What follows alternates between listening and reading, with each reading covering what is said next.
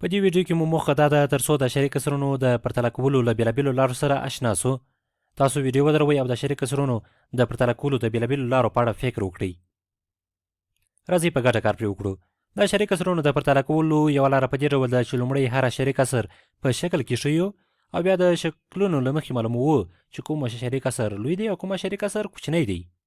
د بېلګې په توګه دلته موږ دوه دانې اشاري کسرونه لرو 0.18 او 0.12. غواړو وښیو چې کوم اشاري کسر به لوی وي او کوم اشاري کسر به کوچنی وي. لومړی به د 0.18 اشاري کسر په شکل کې وښیو. دلته موږ دا غټه مربع لرو. دا مربع یو تام عدد ښیي.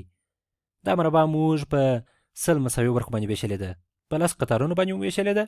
هر قطار 10 مساوي برخې لري چې ټولې 10 مساوي برخې کیږي.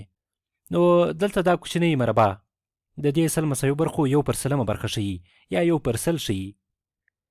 0.18 به وښیو په دې شکل کې. 0.18 لرو نو باید د دې 10 مساوي برخو نه 18 دانې برخې رنګ کړو یا هم 18 دانې مربعګانې به رنګ کړو. دا کوچنۍ مربعګانې 1 سلم، 2 سلم، 3 سلم، 4 سلم، 5 سلم، 6 سلم، 7 سلم، 8 سلم، 9 سلم، 10 سلم. 10 سلم او د دې 10 قطارونو مو یو قطار رنګ کړ. نو ویلی سو چې 11 10 سلمه کیږي.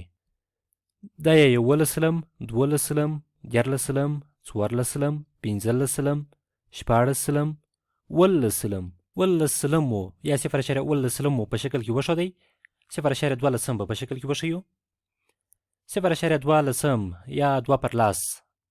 دلته بیا هم موږ دا غټه مربع لرو. دا مربع یو تام عدد ښیي. دا مربع موږ په 10 مساوي برخو باندې ویشلې ده. نو د دې لپاره چې 0.12 وښیو یعنې د 10 مساوي برخو نه باید 2 برخې رنګ کړو. دا یې 11 دا یوه برخه او دا یې 12. 12 مو یا 0.12 مو په شکل کې وښودی. نو که دلته موږ وګورو 0.12 مو په دې شکل کې د 0.18 ډېر ځای نیولی دی. یا هم په دې شکلونو کې مو د 0.12 لپاره ډېره برخه رنګ کړې ده. یا هم موږ داسې ویلی سو چې 0.12 0.20 کیږي. یعنې دا رنګ سوې برخه 20 سلم ښیي. که دلته موږ غواړو چې 0.20 ته ورسېږو باید دا 3 کوچنۍ مربعګانې نورې هم رنګ کړو. بیا به 0.20 ته ورسېږو.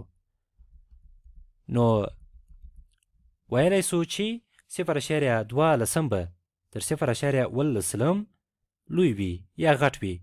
د غټوالي او کوچنوالي دا نښه به ولیکو. موږ ویلی دي چې د دې نښې دا غټه خلاصه خوا چې د هر عدد خواته وي هماغه عدد تر هغه بل عدد لوی دی یا غټ دی. یا هم د دې نښې دا کوچنۍ تړلې خوا چې د هر عدد خواته وي هغه عدد تر بل عدد کوچنی دی. نو داسې ویلی سو چې 0.12 لوی دی تر 0.18 یا هم 0.18 کوچنی دی تر 0.12. د اشاري کسرونو د پرتله کولو یوه لاره په دې ډول وه چې په شکلونو کې مو ښودل. یوه بله اسانه لاره به ووایو. د دې اسانه لارې څخه زیاتره د اشاري کسرونو په پرتله کولو کې کار اخیستل کیږي. دا اسانه لاره په دې ډول ده چې موږ په اشاري کسرونو کې لومړی د ډېر ارزښت لرونکي رقم عدد ته ګورو.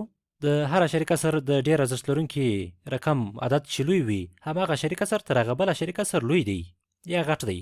او که چیرې د دوه اشاري کسرونو د ډېر ارزښت لرونکي رقم عددونه یو له بل سره مساوي وي بیا د ورپسې ډېر ارزښت لرونکي رقم عدد ته ګورو او همداسې دوام ورکوو. دلته په دې کسرونو کې به وګورو 0.12 او 0.18. د ډېر ارزښت لرونکی رقم مو دلته د 20 رقم دی. د 20 رقم عددونه مو دلته 0 دي، صفرونه دي. نو د ډېر ارزښت لرونکی رقم مو یو له بل سره مساوي دی. بیا به ورپسې ډېر ارزښت لرونکی رقم وګورو. ورپسې ډېر ارزښت لرونکی رقم مو د 10 رقم دی. دلته د 10 په رقم کې 2 لرو او دلته د 10 په رقم کې 1 لرو. 2 تر 1 لوی دي. نو ویلی سو چې 0.12 تر 0.18 لوی دي یا غټ دي.